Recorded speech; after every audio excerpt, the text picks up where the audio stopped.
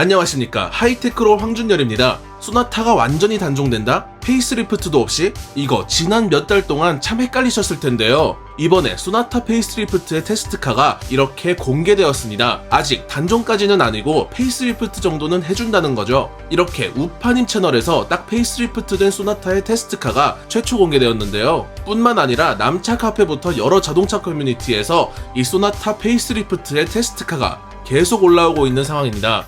이 테스트카를 가지고 예상도를 만들기 이전에 대체 왜 소나타가 단종설까지 돌다가 다시 한번 페이스리프트 되는가? 이 점 아주 잠시 요점만 보시고 가실 텐데요. 사실 소나타의 내수 판매의 부진, 이것 한 가지 때문에 소나타 라인 자체를 단종시키기에는 조금 아쉽죠. 예를 들어서 북미 시장 등의 세단 수요가 여전합니다. 세단 시장의 인기가 예전 같지가 않다. SUV로 갈아타자. 이게 자동차 업계의 지난 몇 년간 트렌드였는데 심지어 포드는 이제 승용차 말고 SUV랑 트럭에만 집중을 하겠다. 이런 태도로 라인업을 싹 갈아엎었었죠. 하지만 이번에 북미 판매량 1, 2위는 GM, 도요타였습니다.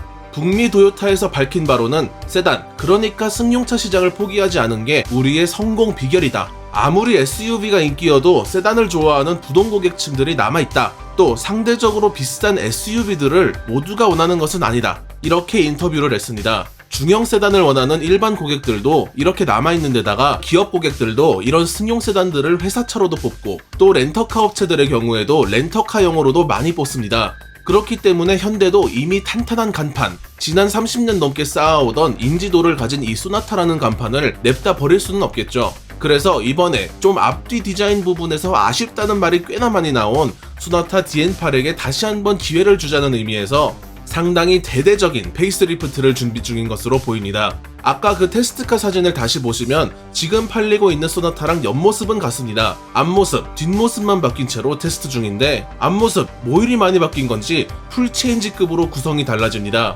예상도도 만들려면 단서들이 있어야 하죠. 첫 번째 단서, 바로 헤드램프와 그 주변입니다.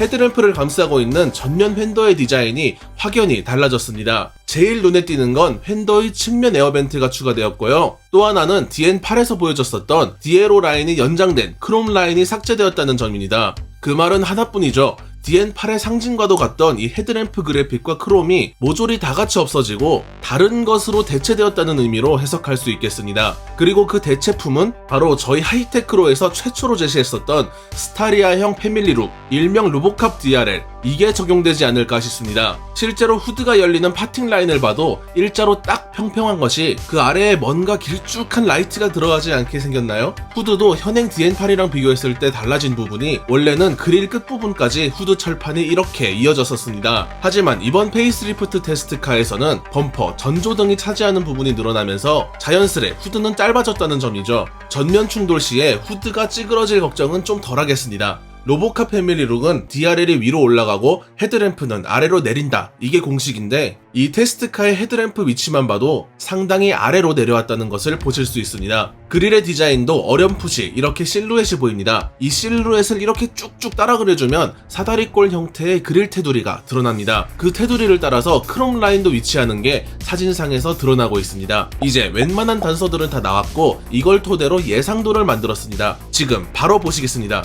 이번 소나타 페이스리프트는 중후해져버린 신형 그랜저가 마음에 들긴 한데 좀 부담스러운 그런 분들을 위해 만들어진 것 마냥 좀 더 스포티하게 다듬어진 패밀리룩일 것으로 예상됩니다. 그렇다고 해서 그랜저랑 완전히 똑같으면 또 안되니까 이렇게 DRL도 약간씩 좀 넥소처럼 이렇게 변형할 것 같기도 하고 뭐 아닌 것 같기도 하고 뭐 저도 잘 모르는데 일단 예상도에선 이렇게 표현해보았습니다. 원래 이 DRL 자리가 헤드램프의 자리였죠. DN8의 상징과도 같은 뭐 그런 부분이었는데 원래 뭐 이렇게 운전석 창문에서부터 쭉 이어지는 크롬 라인, 이걸 쭉 타고서 헤드램프 안쪽까지 이어지는 그런 램프 디자인이었는데 이번에 그걸 싹 갈아엎었습니다. 이게 이제 2009년 YF 소나타 때 추가되었던 크롬 라인이죠. LF 소나타에 와서도 이 크롬 라인이 여전히 있었고 또 DN8에 와서도 그대로 있던, 나름 한 13년 동안 크게 막 존재감이 있었던 그런 부분은 아니지만 그래도 소나타의 상징으로 자리 잡아 갈 듯 말 듯 하던 그런 상황이었습니다. 그런데 이번 소나타 페이스리프트 테스트카를 보시면 이 크롬 라인이 온데간데 없이 사라졌습니다. 최근 나름 헤리티지를 강조하는 마케팅을 펼쳐오던 요즘 현대차의 모습이랑은 조금 반대되는 것 같기도 합니다. フェン더에서 또 달라지는 모습 하나가 있다면 측면 フェン더 에어벤트가 추가되었습니다. 좀 더 스포티하고 역동적인 이런 느낌을 내주는 데에는 이런 벤트 하나 추가해주는 것만한 게 없긴 합니다. 위치는 기존 DN8 소나타의 그 캐릭터 라인의 일부에 딱 들어가 있고, 구조를 조금 더 자세히 보자면 일자 라인을 기준으로 구멍 2개가 뽕뽕 뚫려 있는 그런 구조입니다. 약간 에스턴 마틴의 그 측면 フェン더 벤트랑 비슷한 배치인 듯 합니다. 이제 フェン더 옆으로 이동하셔서 후드입니다. 앞서 말씀드린 것처럼 로보캅 DRL 위쪽으로 후드 절개선이 이동하면서 좀 후드가 짧아진 듯한 느낌이 듭니다. フェン더랑 후드가 맞닿는 파팅 라인을 기준으로 캐릭터 라인을 넣고, 또 이걸 기준으로 DRL이 분할되지 않을까 예상됩니다. 후드에 엠블럼도 달릴 텐데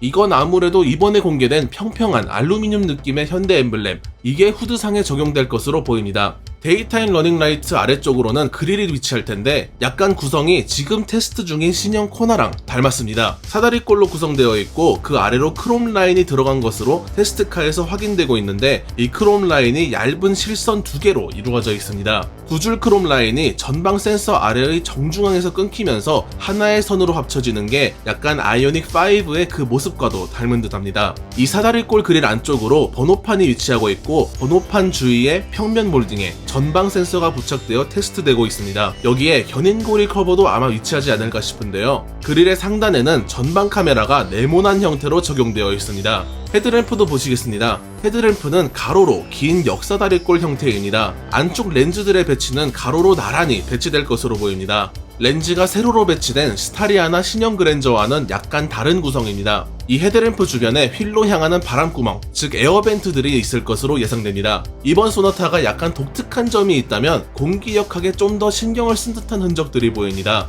테스트카의 전면, 하단 프론트 립의 모양이 좀 달라졌는데 약간 삐죽삐죽하게 튀어나온 부분이 생겼습니다. 이런 디자인들은 아이오닉 6에서 공기역학을 개선하려고 테스트카를 한 대 더 만들어가면서까지 추가했던 그런 부분들입니다. 이게 이번 소나타에서도 공기역학적 성능을 좀 더 끌어올리려고 하는 게 아닐까 싶기도 합니다. 측면 사이드 스커트의 형상도 이에 따라서 뾰족한 부분이 추가되었습니다. 페이스리프트이다 보니 측면 도어에선 변화를 주기가 쉽지 않습니다. 그래서 도어의 금형은 그대로 두되 나머지가 바뀔 텐데, 테스트카상의 フェン더를 보게 되면 기존의 엣지를 살린 이 부분만은 그대로 있을 것으로 예상됩니다. DN8의 디자인 원형이라고 할 수 있는 르필루즈 컨셉트의 스케치를 보시게 되면 이 엣지 부분이 측면에만 있는 것이 아니라 전면 범퍼의 가장자리까지 동일 선상에 추가되어 있는 부분입니다. 컨셉트카에서도 있었던 부분이 양산형에서도 이어진 형태인데, 이 작은 디자인 포인트가 이번 페이스리프트에서도 남아있지 않을까 싶습니다. DN8 출시 이전에 르필루즈 컨셉이 어떻게 양산화될까 굉장히 기대했었는데, 앞모습은 아무래도 르필루즈 컨셉트에서 많이 벗어난 부분들이 많이 보였습니다. 하지만 측면만은 좀 제대로 살려낸 게 깊게 파인 측면 캐릭터 라인이 후면 테일램프까지 이어지는 이 모습, 이 부분 하나만은 컨셉트카에서 양산화가 잘 된 부분이었고, 또 많은 분들이 측면만은 괜찮다는 반응이 있었죠. 이렇게 나름 괜찮았던 측면에 비해 앞뒤가 조금 컨셉트카 대비 아쉬웠고, 또 그런 반응들로 인해 K5에 역전당하는 신세가 되었었던 DN8이지만 이번에 제대로 페이스리프트 되면서 멋진 디자인으로 돌아왔으면 하는 바람입니다.